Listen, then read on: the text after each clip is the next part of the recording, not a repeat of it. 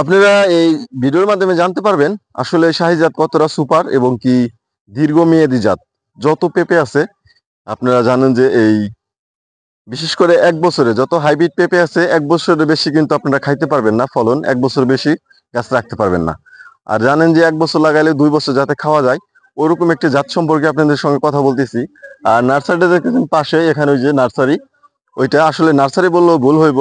ওর আমি যাদের আর কি এই চারা দিছি তারা কিন্তু বেশিরভাগই এই চারাটা পাইছিল অরিজিনাল কৃষকের কাছ থেকে।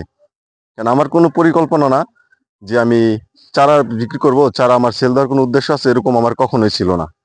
তো এই জাত সম্পর্কে আপনি জানতে পারবেন এই জন্যই। দেখেন এই যে একটা জাত, এই বয়সটা হলো আপনার 3.5 বছর এই পেঁপের গাছটা। তো পাশে আছে ওইটি হলো আপনার 2 বছর, আর ওইটা আছে ওই গাছটা হলো আপনার 3.5 বছর, আর এই গাছটা হলো 3.5 বছর। তো একদম নিচ থেকে আগা পর্যন্ত আপনাদেরকে আমি দেখানোর চেষ্টা করতেছি। তো দেখেন বিশাল একটা গাছ। এই জন্যই বলতেছি যে ভাই এটা আসলে পেঁপে গাছ মনে হইতেছে না যে এটা কিভাবে সম্ভব একটা গাছ এত বড় হয়। আর দুনিয়ার ডালপালা নিয়ে এগুলো বড় হয়েছে, তো দেখতে আপনার চরম লাগতেছে।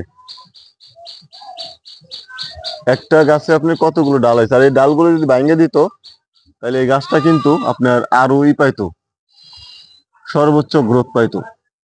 একদম ঘরের চালের উপর দিয়ে উঠে গেছে, দেখেন কত বড় সর্বোচ্চ। কেননা এটা শক্ত গাছটা আর মোটা, কাজে এটা আপনার ঝড়ে বাতাসে পায় নাই, এবং কি উপরে জায়গা আছে কিন্তু আপনার ফলন কিন্তু কম পাবে না। দেখেন সর্বোচ্চ ফলন মনে হইতেছে। এরকম বয়স গাছে এরকম ফলন আশা করা কোনোদিনই সম্ভব না। হ্যাঁ, দেখেন এই যে বিশাল একটা গাছ, এই 3 বছরের গাছ এটা। পাশে একটা আছে করে যেটা আসতেছে ওইটাও আপনার সেই লাগতেছে।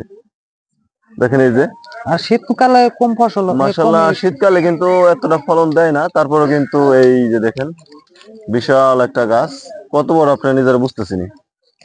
হ্যাঁ, পাশে আছে ওই যে ওই গাছটা মাশাআল্লাহ ফলন আছে।